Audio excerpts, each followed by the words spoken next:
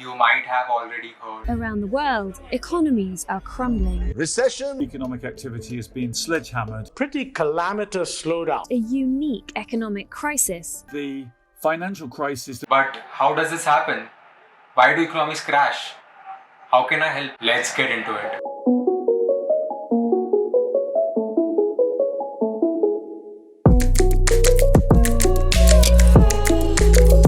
Money. For centuries, it has made our world go round. Anything and everything can be directly or indirectly be done through money. But have you ever considered the nature of its existence? If I told you to imagine money, an image like this might come to your mind. Is this money? It sure is. But how about this? Is this money? Well, it used to be, but not anymore. How did it stop being money? By the simple act of someone just saying so. Which is fair, because that's how it was made money. Because someone once said that this is money, go use it to buy some stuff.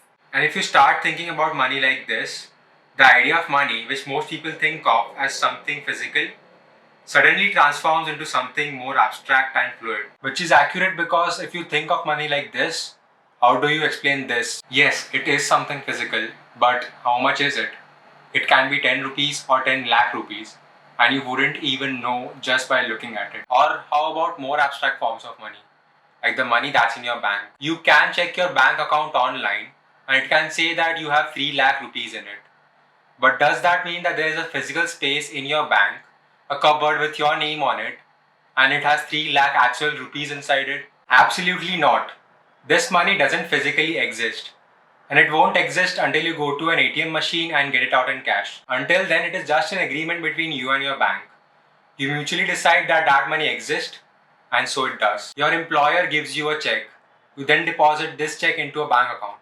Your employer's bank tells your bank, hey, there's your money. And so does your bank tell you.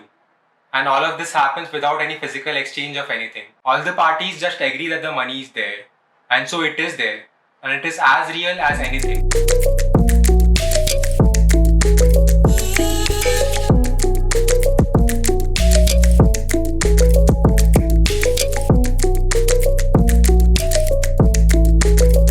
But if money can exist by just saying it does, it can also vanish as easily as it was created. And that's exactly how economic crisis happen.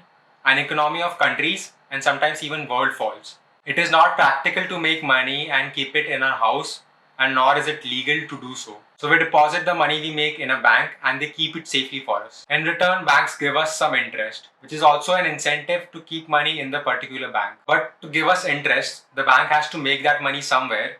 It cannot make it appear out of thin air. So the bank gives our money to someone else that needs it but doesn't have it at the time.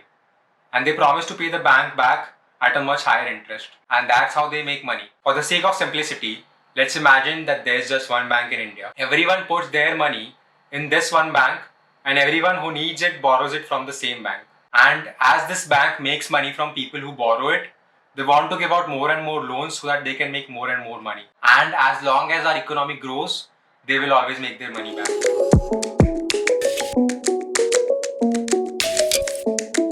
So to make more money, they start providing loans more leniently. They start giving out loans to anyone and everyone who comes asking for it. And many people pay them back, but many won't be able to. So what does the bank do now?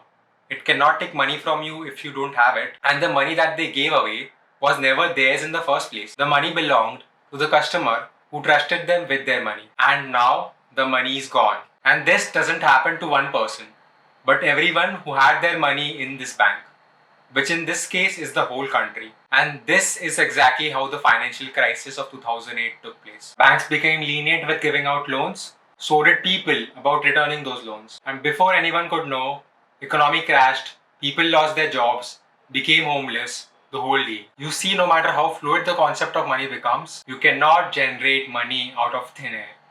And if you anyhow manage to do so, there are very severe consequences. And that is exactly why the government cannot wake up and start distributing money. Because money can only exist if there is a physical entity that can complement it. If people do not have enough money and you suddenly start distributing money, people would want to spend it, but the amount of physical objects they could spend it on will remain the same. So now that more people can buy the object, but there's no more object than it used to be, the price of this object will increase.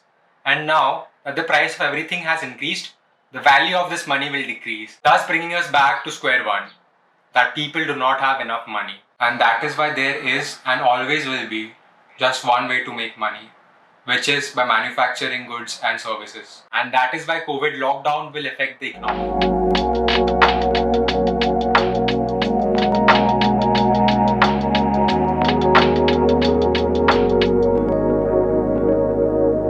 Due to the lockdown, most of the businesses had to be closed for 2-3 months, which means that most of the manufacturing stopped. But this did not mean that the money disappeared somehow. The money in an economy will always remain conserved, but the physical object associated with this money does not exist because they could not be manufactured. So now that there is more money than there are objects, the price of these objects will increase, the value of the money will decrease, thus crashing economies and livelihoods. And while this is inevitable, there are a few things we can do to minimize the impact. 1. Don't panic buy. If you are fortunate enough to have money in these challenging times, do not spend it on things you don't absolutely need. Panic buying will only add to the shortage. 2. Help local businesses. Many small businesses are struggling to stay open because of the losses they faced during the lockdown. And if they don't start producing rapidly after the economy opens, it will add to the shortage. 3rd, and the most important, donate. There are many charities that are working towards helping people during these tough times. So please donate in whatever capacity you can. And if you know about any NGO or charity that is doing good work, please put their link or just a name in the comments below. Thank you so much for watching, and I'll see you in the next one.